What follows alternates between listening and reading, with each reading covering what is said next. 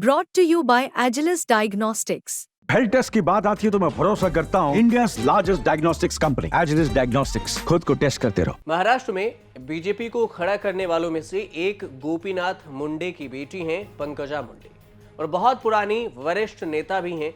BJP के लिए न केवल चुनाव जीते बल्कि बहन प्रीतम मुंडे के साथ मिलकर 15 साल से भीड़ में बीजेपी का परचम लहराए रखा।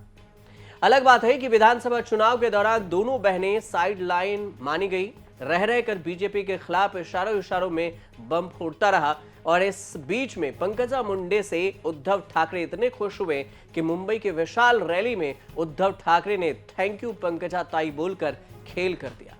नाराजगी साइडलाइन होने के बाद भी चुनाव आया तो फिर दमखम के साथ पार्टी के लिए प्रचार करने पंकजा मुंडे उतरी। हो सकता है कि एक साइड हो, लेकिन पंकजा मुंडे से बीजेपी का धक्का-धक झटके वाला बयान रहा।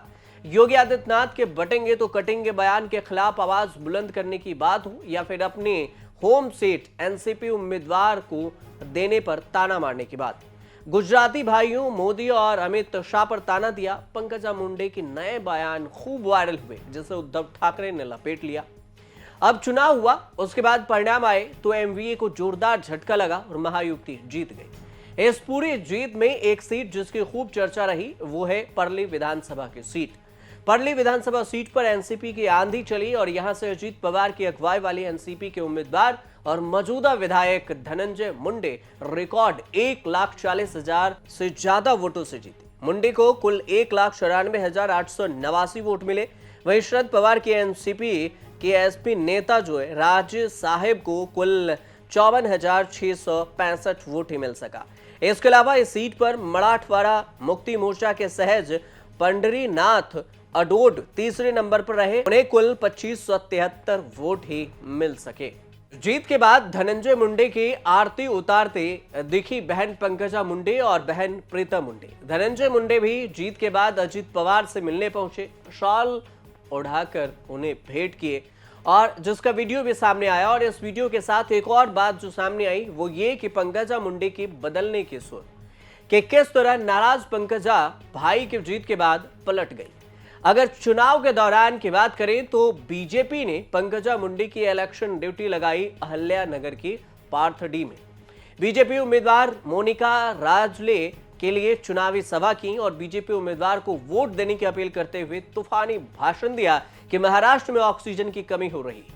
ऑक्सीजन की कमी इसलिए कि गुजरात से 90,000 लोग महाराष्ट्र आ गए और इसी के साथ पंकजा ने राज खोल दिया कि महाराष्ट्र के 90,000 पोलिंग बूथों को मैनेज करने के लिए बीजेपी ने गुजरात से लोग बुलाकर तैनात किए। पंकजा जानती होंगी कि ये सब बीजेपी को राज की बातें हैं जो बताई नहीं जाती, फिर भी उन्होंने बताई।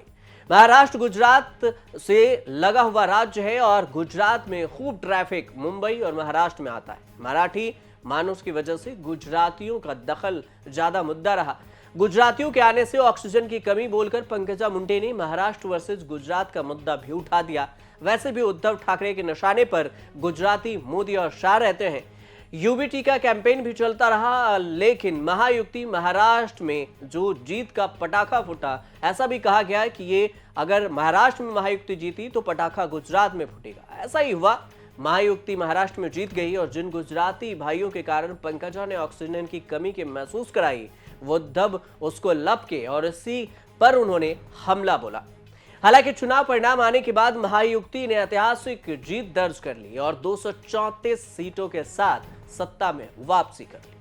अगर बात करें पंकजा मुंडे की तो पंकजा मुंडे 2009 से 2019 तक 2 बार परली से विधानसभा चुनाव जीती। उनकी बहन प्रीतम मुंडे भीड़ से 2014 और 2019 का लोकसभा चुनाव जीती। दोनों की देवेंद्र फडणवीस से पटरी नहीं खाई, फिर भीड़ और जातीय समीकरण के कारण एमएलसी बनाकर रखा। 2024 में अचानक प्रीतम का टिकट काटकर जबरदस्ती पंकजा को लोकसभा चुनाव लड़ाया गया जिसे वो हार गई। रह रहकर पंकजा बीजेपी को चूमने वाले बयान देती रही। पार्थडी में जिस रैली में पंकजा ने गुजराती ऑक्सीजन जैसी बातें बोली उसी में मंत्री पद का दावा भी ठोक दिया। कभी कहा वो बीजेपी का है लेकिन बीजेपी उनकी पार्टी नहीं है। 2022 में एकनाथ शिंदे देवेंद्र फडणवीस की सरकार बनी तो मंत्री नहीं बनाया गया, तब भी सुनाया गया और इतना योग नहीं है कि मंत्री मिल सके। एक वक्त तो सोशल मीडिया पेज पर बीजेपी को हटा दी थी पंकजा मुंडे। विधानसभा चुनाव में वोट मांगने के अंदाज कंफ्यूज कर दिया और परली में भाषण देते हुए एनसीपी के पास जाने की दुख भी बताई, साथ में बीजेपी का कमल तलाशने की मन भी बना रखी। लेकिन इस सब के बीच में कहीं कि आपको भारी मन से आप कमल के फोटो ढूंढेंगे, चुनाव चिन्ह ढूंढेंगे, लेकिन यहां पर आपको घड़ी पर वोट देना होगा। एनसीपी में उनके भाई धनंजय गए और वो जीते भी परली से, और इसी के बाद परली में जीत के बाद भाई धनंजय जब पंकजा मुंडे से और प्रीतम मुंडे से मिले तो दोनों बहन ने भाई धनंजय की आरती उतारी और उसके बाद उन्हें तिलक लगाया, विजय की बात दी। धनंजय भी अजीत पवार के पास पहुंचे, शॉल उड़ाकर भेंट किए और इसी के बाद से ये चर्चा होने लगी कि समय दर समय पंकजा मुंडे भी बदली हैं और अब बदल रही हैं, उनके सुर भी बदल रहे हैं। फिलहाल अब महायुति की महाराष्ट्र में सरकार है, सीएम को लेकर सस्पेंस है। इस बीच में पंकजा मुंडे की चर्चा है। आप देखते रहिए न्यूज़ तक।